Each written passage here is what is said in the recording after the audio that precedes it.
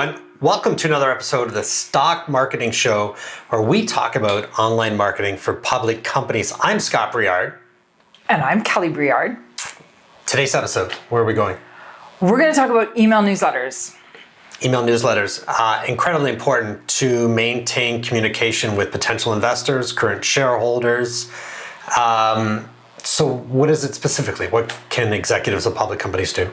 So for all of our web-based clients, that would mean a client of ours that we provide them with their website service and web maintenance.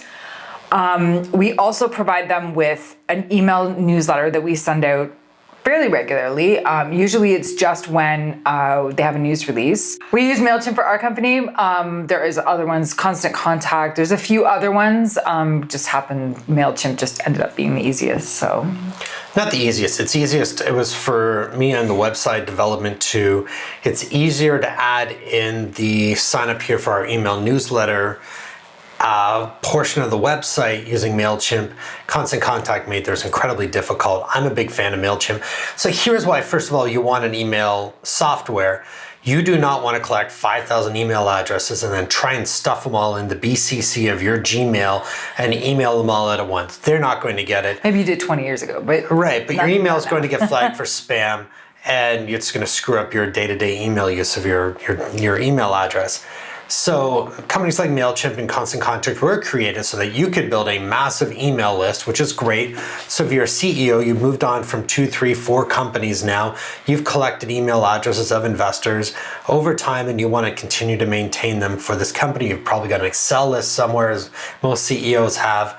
It's great to populate them into Constant Contact or MailChimp and then have things like their website where they get a sign up to. Right. Incredibly important to remember to add that sign up to the footer of your website or put it in your website somewhere. We always do it for our web-based clients, and it connects automatically. So you don't ever receive like an email where you've received an email to say someone signed up for your email newsletters, and now you have to take that email and copy and paste it into your Excel spreadsheet or whatever. Ours, it's automatic. It just, when an investor lands there and they put their name and email address in, it will take it automatically and put it in the audience in MailChimp, which is amazing. We've actually had one client who had an email newsletter sign up on the bottom of their website. And I'm like, well, where's your list? We will maintain it for you and send out your newsletters. And they're like, oh, we don't have one. We just, put that there. I was like, wow. Right, so have it, make sure you use it. Make sure it's collecting them somewhere.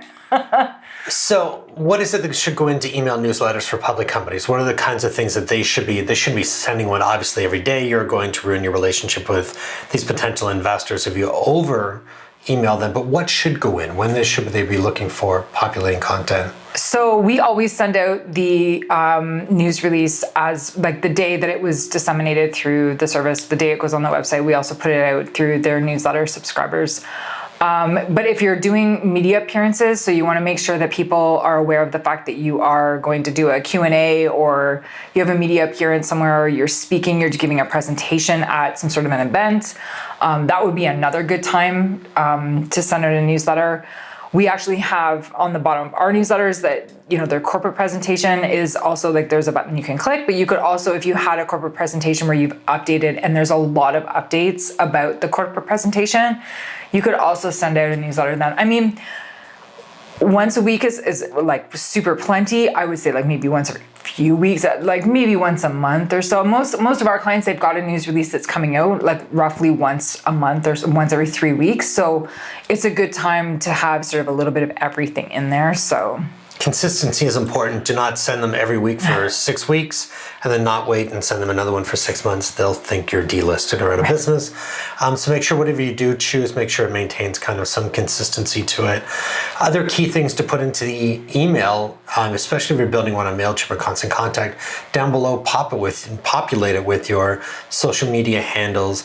Add in links to click here to see our YouTube videos or our podcast channels. It's other great ways to give them a way to be able to contact you. So we always make sure in the bottom all about the newsletters that we send out for our clients that there's all of the social styles, your Facebook, Twitter, LinkedIn, Instagram. There's also YouTube. We have their website is also listed there, an email address, a phone number. Like give your investors any way that they decide that they want to be able to contact you. That's basically what you want make it easy for them. They don't have to hunt for the information.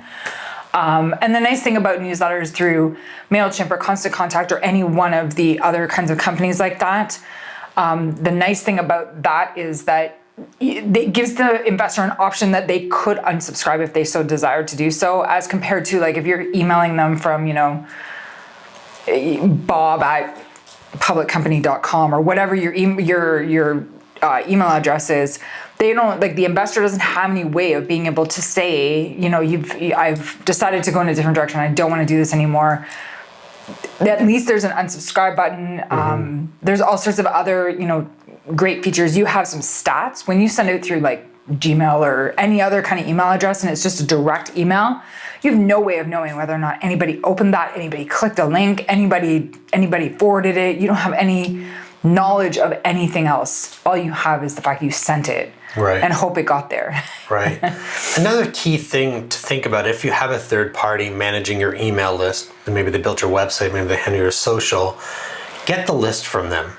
Because we know clients who, when they've come on board with us and they say, we had 15,000 email addresses with our previous online marketing provider, but because they've canceled their contract, they're not providing them with their email list. Or make sure you get a copy. If you're doing this in-house, make sure you maintain a copy there in your office or for the executives.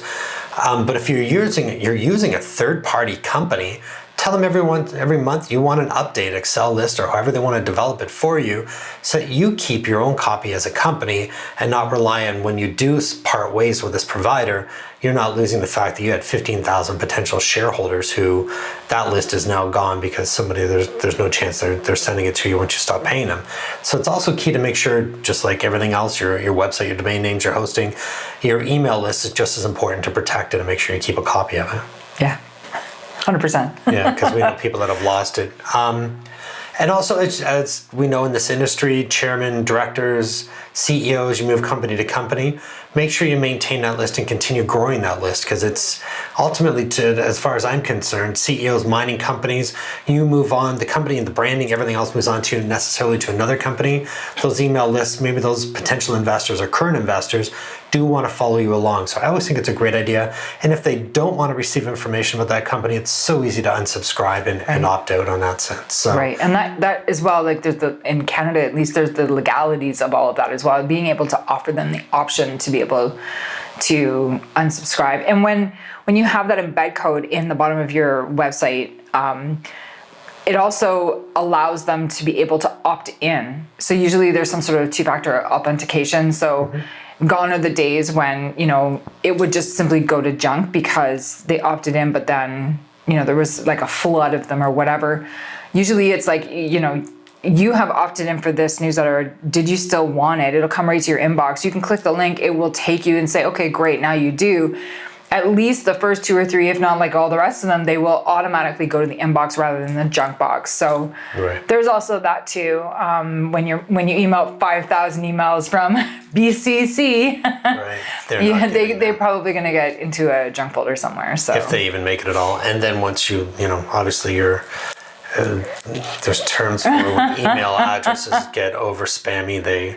We've had them locked up before for certain things we did with other companies, and you don't want to lose your email address because others have it. It's your personal branding and it's your communication tool with everyone. So make sure you do it properly and do it correctly. Anything else we can add? Email.